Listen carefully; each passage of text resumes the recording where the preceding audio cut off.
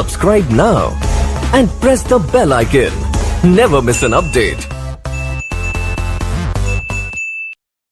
Good morning बच्चों, आज मैं पीएच स्केल के बारे में बताने जा रहा हूँ। इसका एक्चुअली बहुत ज़्यादा एसिड बेस एंड साल्ट के चैप्टर में अपनी काफ़ी ज़्यादा इम्पोर्टेंस है इस चैप्टर की। इसमें है क्या कि अभी तक हमने इंडिकेटर देखा था जो ये करता था कि एसिड बेस एंड साल्ट है सॉल्यूशंस। ये जो है ये थोड़ा सा अलग टाइप का होता है। इसमें क्या किया गया इसके बारे में समझिए। ये एल्गोरिथम का जो मैथ का फॉर्मूला उसके आधार पे ये दिया गया है। कुछ स्वीडिश साइंटिस्ट था जिन्होंने इस पे रिसर्च कर रहे थे, तो उसी के आधार पे ये लिखा गया। इन्होंने क्या देखा, जितनी भी कंपाउंड हैं, ठीक है, तो वो एसिड बेस एंड साल्ट का नेचर में आएगा। तो उन्होंने क्या किया, केवल पीएच स्केल जो बनाया एसिड के नेचर के आधार पे बनाया। पहले तो ये समझ लो, ये जो पीएच स्केल जो होता है वो केवल H प्लस आयन का कंसंट्रेशन के आधार पर बनाया गया है। पहले तो ये क्लियरेंस हो गई कि पीएच स्केल अदर में हम लोग देखते थे, लेकिन इसमें क्या है, H प्लस आयन का कंसंट्रेशन के आधार पे बनाया गया है एल्गोरिथम के फॉर्मूला पे, ठीक है। अब क्या है, ये जो H प्लस आयन के आधार पे बनाया गया, तो इन्होंने क्या किया कि एक नंबरिंग फिक्स किया। वो नंबरिंग कितना था, 0 से 14 तक, 0 to 14 नंबरिंग किया गया। उन्होंने क्या देखा कि कोई भी सॉल्यूशंस है, जो मैं पहले भी रिपीट कर रखा हूं, कि कोई भी यदि एसिड बोल देते हैं तो एसिड का मतलब ये हो गया तो उसमें H आयन का कंसंट्रेशन 50% से ऊपर हो गया। इसका मतलब ये हुआ कि H आयन की हम बात कर रहे हैं, लेकिन उसमें ये नहीं बोले हमने कि OH आयन मैं मेंशन नहीं किया। यदि OH आयन की मेंशन करेंगे तो बोलेंगे बेसिक होता है। तो मैं बार बार समझाया था कि ये स्ट्रॉन्ग एसिड है, वीक एसिड है। तो ये स्ट्रॉन्ग एसिड में बताया था कि 98-99% तक आपका H आयन होगा। तो ये जो बाकी जो बचा 1% वो क्या है, OH आयन है। वीक एसिड है तो मतलब उसका मोर देन 50% है। मतलब यदि आपका हमने ये बोला कि 55% H प्लस आयन है, जो ऑर्गेनिक में पाया जाता है, जो हम लोग फल ये सब लेते हैं, तो बाकी जो इसमें है या 60% हो गया, तो बाकी 40% क्या हो गई, बाकी 40% जो है वो OH आयन होगी, OH माइनस आयन होगी। ये हम लोग पहले बार मेंशन कर रखा है हमने। तो ये इन्होंने जो पीएच स्केल डेवलप किया था वो H आयन के आधार पर किया गया, और उन्होंने बोला कि 0 से 6.99 आधार तक जो बेस माना उसको उन्होंने एसिड बोला, 7 को सेंटर पॉइंट माना, दैट इज न्यूट्रल। ना तो वो एसिड हुआ, उसे 6.99 बोल दिए। इसका मतलब क्या है, लास्ट वाला पॉइंट एसिडिक नहीं होगा, ठीक है, उसके बाद बेस शुरू हो जाएगा। तो जो मिडिल पॉइंट है 7 वाले, क्योंकि हमने अभी बोला कि 0 से इसकी काउंटिंग 14 तक किया गया, तो इसके बीच का क्या हो गया, 7 हो गया। तो बीच वाले पॉइंट को न्यूट्रल मान लिया गया, ना तो ये एसिड में आएगा ना ये बेस में आएगा, ठीक है। अब इसके बाद वाला जो पॉइंट इधर आएगा वो आपका बेसिक इन नेचर हो जाएगा। तो इसका मतलब ये हुआ कि जितनी भी सॉल्यूशन हम लोग लेते हैं उसमें H आयन और OH आयन दोनों का कंसंट्रेशन होता है। ये नहीं बोल सकते हैं कि कोई सॉल्यूशन है एसिडिक है तो उसमें H आयन प्लस ही होगा, उसमें OH आयन की भी होगी, लेकिन उसकी कंसंट्रेशन कम हो जाएगी, ठीक है। बेस बोलते हैं तो ये नहीं है कि OH आयन ही पूरे है 100%, उसमें H आयन भी है लेकिन उनकी कंसंट्रेशन कम है। तो इन्होंने इसी कॉन्सेप्ट पे पीएच स्केल का डेवलपमेंट किया है। ये जितना मैंने बोला है वो सारा मैं पॉइंट में अभी फिर मेंशन करूंगा दोबारा से। तो इन्होंने क्या किया, पीएच स्केल का आधार लिया गया। अब ये मैंने क्या क्या लिखा ये देख लीजिए।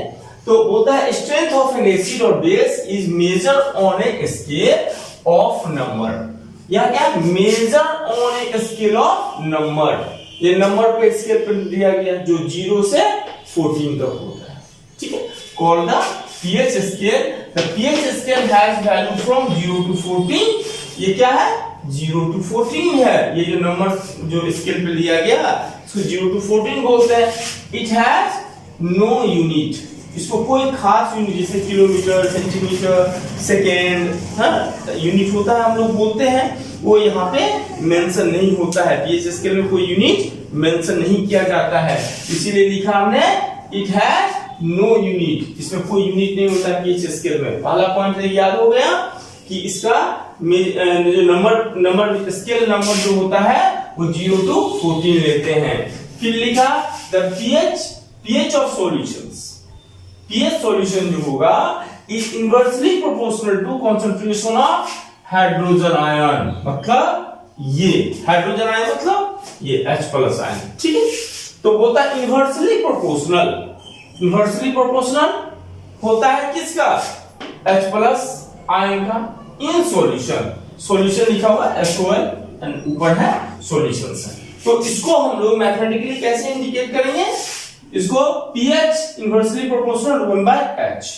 यदि pH स्केल में हम pH स्केल को मेजर करते हैं, यदि हमारा H कंसंट्रेशन बढ़ेगा तो pH वैल्यू कम हो जाएगी। इसका मतलब क्या हुआ, यदि H का कंसंट्रेशन बढ़ेगा तो pH की वैल्यू कम हो जाएगी।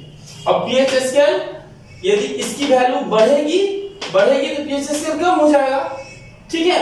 और यदि इसकी वैल्यू कम हो जाएगी तो pH स्केल की वैल्यू बढ़ेगी। माने ऐसे समझिए, यहाँ पे यदि H कंसंट्रेशन कम होता है, मतलब यह मान लीजिए 2, 4, 3 ऐसे 0, 1 हो जाता है, कंसंट्रेशन कम हो गया तो pH स्केल क्या हो जाएगी, H आयन के कारण pH स्केल बढ़ेगी, इधर 0 से शुरू हो रही है। यदि इसकी वैल्यू कम हो रही है H आयन की, तो H आयन की कंसंट्रेशन कम होगी तो pH स्केल भी क्या होगा, ये कम होगी तो ये ज्यादा की तरफ बढ़ेगा। इधर क्या हो रहा है, इसमें ये जो 7 है इसको न्यूट्रल कहते हैं हम लोग, ठीक है। तो ये इधर कम होगी तो इधर बढ़ेगा pH स्केल, और ये ज्यादा होगी तो इधर बढ़ेगा। इसी सिंबल को हमने pH scale is inversely proportional to 1/H concentration बोला, ठीक है। इसी लाइन को एक्सप्लेन किया है मैंने। इन pH स्केल में P स्टैंड फॉर पोंटेज, यहाँ पे जो बोला है ना पोंटेज वर्ड है, जो पोंटेज वर्ड जर्मन वर्ड होते हैं। P जो है pH लिखता है ना, P छोटा लिखेंगे, बड़ा नहीं लिखेंगे। P जो है वो किसको, पोंटेज को कहा जाता है। पोंटेज जर्मन वर्ड है जिसका मतलब होता है पावर, ठीक है। किसका पावर, H आयन की पावर, इसीलिए इसको हम लोग क्या लिखते हैं, P small H capital. P पोंटेज माने पावर किसका, H आयन का, ठीक है। H आयन का पावर की बात करते हैं।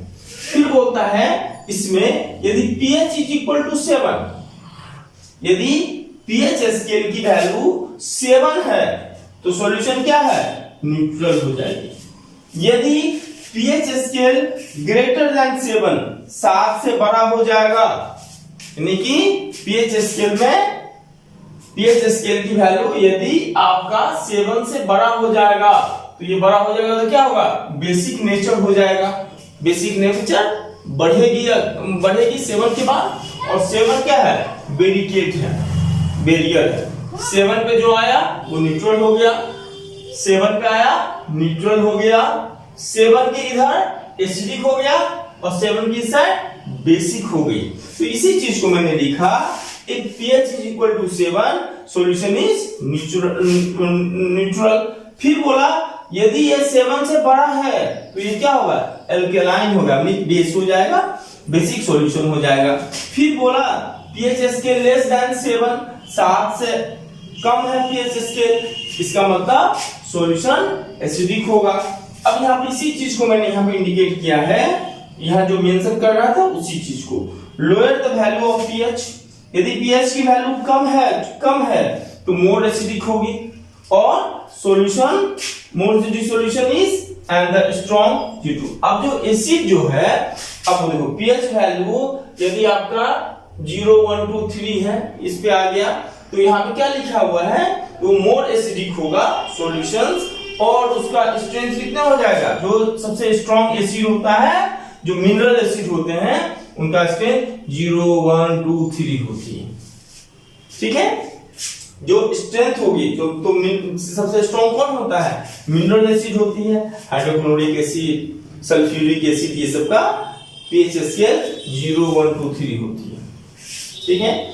फिर है higher the value of pH, यदि पीएच की वैल्यू ज्यादा है तो लेस एसिडिक होगा। यदि ये ज्यादा हो गया, यहां देखिए, यदि पीएच की वैल्यू ज्यादा हो गई तो एसिडिक क्या होगी? कम हो जाएगी। यहाँ पे इसी वर्ड को मैंने यहाँ पे 2 लाइन में एक्सप्लेन किया है। यदि पीएच की वैल्यू ज्यादा होगी तो एसिडिक प्रॉपर्टी क्या होगी? कम हो जाएगी। और एसिडिक प्रॉपर्टी कम हो गई और इसमें क्या होगा? इसका जो वीक सॉल्यूशन वीक एसिड हो जाएगा। वीक एसिड कौन किसको कहते हैं? 4, 5, 6 को, यानी कि 1 2 3, 1 से लेकर 3 तक ये वाला पोर्शन मोर एसिडिक, या इसको मिनरल एसिड हम लोग बोलेंगे, ये मोर एसिडिक हो गया। और इसी तरह से बेसिक में जो जाएंगे वहां पे क्या होता है? यहाँ देखिए, वहां पे 11 से शुरू करेंगे, 10 से 11 तक का जो पोजीशन होगा वो बेसिक हो जाएगा, ये बेसिक हो जाएगा, मोर बेसिक। और ये एसिडिक होगा, मोर एसिडिक। एसिडिक तो 1 to 7 ही है, ये 6.99 तक, लेकिन उसमें 0 से लेकर 3 तक का जो वैल्यू होगा वो ज्यादा एसिडिक होगा। सिमिलरली 10 से शुरू करेंगे, 14 तक का जो टाइम आएगा, जो टर्म आता है स्केल में, वो ज्यादा मोर बेसिक होगा। उसे बेसिक 7 के बाद ही शुरू हो जाती है। 7 के बाद ये जो पोर्शन होगी वो आपका बेसिक नेचर का ही हो गया। केवल 7 ही पैरामीटर जो है मेरा वो आपका न्यूट्रल का आता है। ठीक है। हाँ, अभी तक मैंने देखा पीएच स्केल है क्या, और इसको डेली लाइफ में हम लोग यूज कैसे करते हैं, इसका इंपॉर्टेंस क्या है उसके बारे में देख रहे हैं। अभी हम लोग क्या देखें? इंपॉर्टेंस के बारे में देख रहे हैं। इसमें है क्या?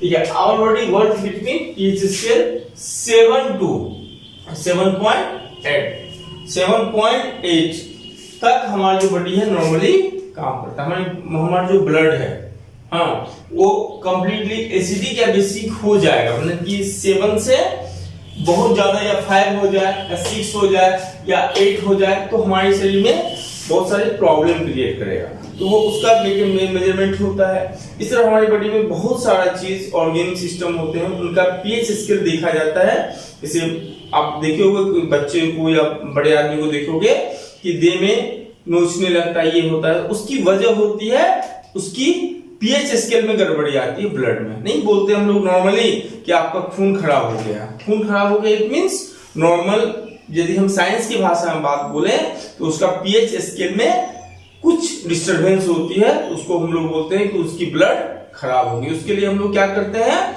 बीटर टेस्ट वाला यूज करते हैं। बीटर क्यों करते हैं? क्योंकि इसे कि मान लिया जाए तीखा नीम हो गया या अदर चीज हम लोग यूज करते हैं। और इसका वजह ये है कि आपके शरीर के अंदर में यदि एसिडिक नेचर बढ़ गया, यानी कि 7 पॉइंट से नीचे 6.69, 6.97 कुछ ऐसे आ गए तो आपके शरीर में नोचनी होने लगेगा ना, रबिंग करने लगोगे, स्किन प्रॉब्लम आने लगता है, तो उसको हम लोग बाय मेडिसिन भी सॉल्व करते हैं इस तरह से। तो ये हमारे जो बॉडी का स्केल होता है, पीएच स्केल होता है। जब आप पढ़े होंगे डाइजेस्टिव सिस्टम में भी, स्टोमक में जाने के बाद क्या होता है? एचसीएल निकलता है, वो क्या करता है? एसिडिक मीडियम में काम कन्वर्ट करता है। इसकी वजह मतलब कि एसिडिक मीडियम में वहां पे प्रॉपर एक्शन होता है कुछ ऑर्गेन के जो डाइजेस्टिव सिस्टम होता है कुछ, फिर उसके बाद पेनक्रियाज के बीच में एल्कलाइन हो जाता है। तो इसका मतलब जो प्रॉपर प्रोसेस होता है हमारे शरीर के अंदर में काम करने का, वो एक सिस्टम, तो उस सिस्टम के अंतर्गत जो हमारी बॉडी का जो स्केल है प्रॉपर वर्क करने का, वो क्या है? 7 से 7.8 पीएच स्केल पे होता है। यूनिट नहीं होता, इसलिए हम यूनिट मेंशन नहीं करते हैं इसका। सेकेंड क्या है? PH of rainless, pH of rainless, इसके बारे में समझिए क्या है। जैसे आपने आजकल बहुत दिनों से हमने सुना है कि जैसे मथुरा हो गया, ये सब जगह पे एसिड रेन होता है। एसिड रेन क्या होता है? अच्छा, वाटर का जो पीएच स्केल क्या होता है? नॉर्मल वाटर, उसका पीएच स्केल जो होता है वो 7 होता है, न्यूट्रल बोलते हैं। इसीलिए प्योर वाटर में इलेक्ट्रिसिटी पास नहीं करता है, क्योंकि H आयन OH आयन दोनों का कंसंट्रेशन इक्वल होता है, वो डिकम्पोज करेगा नहीं। तब क्या होता है, उसमें इलेक्ट्रिसिटी पास नहीं होगा। जब तक डिकम्पोज नहीं होगा, आयनाइजेशन नहीं होगा, तो इलेक्ट्रिसिटी पास नहीं होगी। अब यहाँ पे एक नया हो गया, इसका मतलब जो वाटर होता है, जिसको हम लोग साइंस में या जनरल बिहेवियर में बात करते हैं, वो आपको न्यूट्रल होता है, उसका पीएच स्केल 7 मान लिया जाता है। लेकिन आज सुने हैं कि जो मथुरा या इस सब लोकेशन में रिफाइनरी की वजह से ताजमहल पे इफेक्ट हो रहा है। ताजमहल पे क्यों इफेक्ट हो रही है? क्योंकि वहां पे सल्फर डाइऑक्साइड अदर गैसेस की वजह से जब वो ऊपर उठती है तो बारिश हुई, ऊपर से बारिश हुई और सल्फर डाइऑक्साइड से रिएक्शन कर गया, तो वो वाटर का जो कंसंट्रेशन था 7 पीएच स्केल, उसमें क्या हो गई, कमी आ गई, क्योंकि एसिड मिल गया। वाटर सल्फर डाइऑक्साइड से रिएक्शन करता है तो सल्फ्यूरिक एसिड बनाती है, ठीक है। तो वो क्या करता है, वाटर से मिक्सअप हो गया, तो न्यूट्रल था वो। अब एसिड मिल गया तो उसका 7 से क्या होगा, उसका पीएच स्केल कम हो जाएगी, तो उसको एसिडिक रेन बोलते हैं। और जनरली जो है हम लोग एक पैरामीटर सेट किए हैं, कोई भी वाटर रेन यदि लेस देन 5.6 होता है, ठीक है, लेस देन 5.6 माने कि हमने क्या बोला, जो वाटर होता है उसका पीएच स्केल क्या होता है, 7 होता है।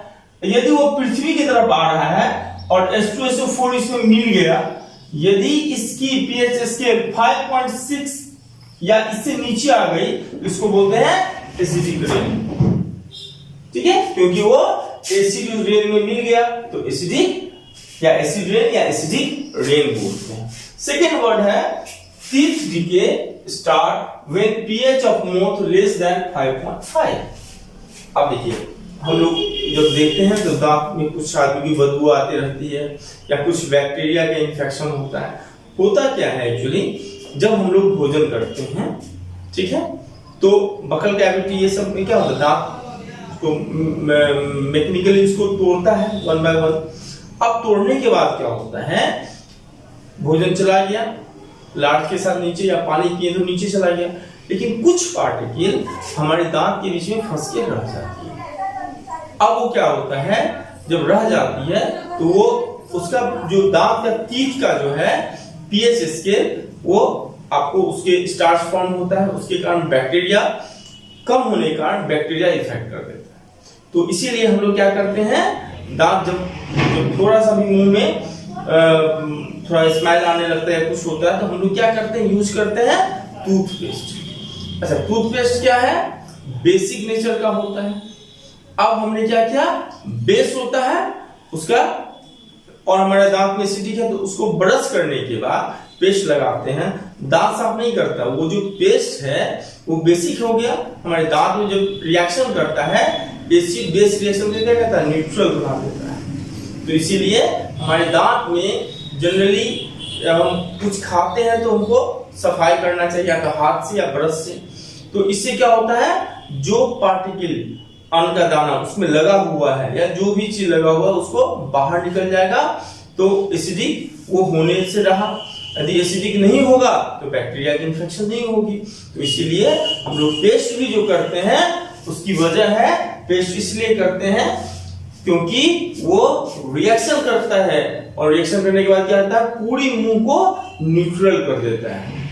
बैक्टीरिया क्या हुआ, पनपना बंद हो जाएगा। बैक्टीरिया एक्शन में तभी आएगा टूथ डीके में जब वो एसिडिक मीडियम में होगा। इसलिए जब दांत खराब होता है तो बोलते हैं कि 2 घंटे 3 घंटे पे सफाई करते रहो, क्योंकि बैक्टीरिया एक्शन नहीं करेगी। तो यहाँ पे इसी चीज को मेंशन किया गया है, जो decay start when pH of mouth less than 5.5। तो 5.5 से कम होगा तब टूथ डीके होगा। माने नहीं देते, 2 बार 3 बार बोलते हैं डॉक्टर लोग, या आदमी लोग बोलेगा 2-3 बार सफाई करो। क्यों कहते हैं, क्योंकि वो एसिडिक मीडियम में होने ही नहीं देगा वो दांत को। तो एसिडिक नहीं होगा, बैक्टीरिया एक्शन करेगा नहीं, तो दांत आपका तो मोती सा चमकती रहेगा। अब आ जाओ, plant need specific pH of their healthy growth. क्योंकि यहाँ पे एक लाइन में लिख दिया गया है कि प्लांट नीड स्पेसिफिक पीएच, ये वर्ड को एक्सप्लेन करो, for their healthy growth. 2 word इसमें आ गया, ये 2 वर्ड को यदि हम एक्सप्लेन करना चाहें 2-4 पेज तो हो ही जाएगा एटलीस्ट। ये दोनों बहुत इंपॉर्टेंट है। देखो प्लांट को यहाँ पे लिखा गया स्पेसिफिक पीएच। बेस क्या सारे प्लांट के लिए एक ही पीएच स्केल होती है? नहीं, सबकी ग्रोथ के लिए अलग अलग पीएच स्केल होती है। और पीएच स्केल यदि प्रॉपर नहीं है तो उसकी ग्रोथ नहीं होगी। आप लोग सुने होंगे कुछ जगह के चावल के लिए या पेडी, जो पेडी होती है उसके लिए स्पेशलाइज होती है, उन्हें चावल के प्रोडक्शन के लिए स्पेशलाइज होती है। और उसमें जहां पे ज्यादा बारिश होती है या पानी जहां ज्यादा लगता है वो एरिया केवल धान की खेती के लिए होती है। ऐसा क्यों? और जिसमें पानी लग जाएगा वहां पे गेहूं नहीं होगा। सुना होगा नॉर्मली आप लोग। तो पानी लगने से क्या होता है? पानी लग जाएगा तो एसिडिक नेचर में कन्वर्ट हो जाएगा। और धान का खेती जो होता है, पेडी जो फार्मिंग करेंगे पेडी, तो उसके लिए एसिडिक नेचर का होना चाहिए। ठीक है, तो आप धान को बेसिक नेचर वाले में लगा देंगे तो आपका धान कभी नहीं होने वाला है। तो जहां पे पानी लगा रहेगा एसिडिक नेचर का हो जाता है, वहां पे धान की फसल अपने आप होने लगती है। जैसे आलू है, आलू बेसिक नेचर में प्रोडक्ट होती है। ठीक है, यदि हम एसिडिक नेचर वाले सॉइल में डाल देंगे तो आलू का, हम तो बोलेंगे कि आलू तो बहुत मेहनत किए, ये किए, आलू का प्रोडक्शन नहीं हुआ। क्यों नहीं हुआ? क्योंकि उसका हेल्दी ग्रोथ नहीं हुआ। हेल्दी ग्रोथ किस में होगा? आपको बेसिक नेचर का, गेहूं का है, गेहूं जो प्रोडक्ट होगा उसको बेसिक सॉइल चाहिए।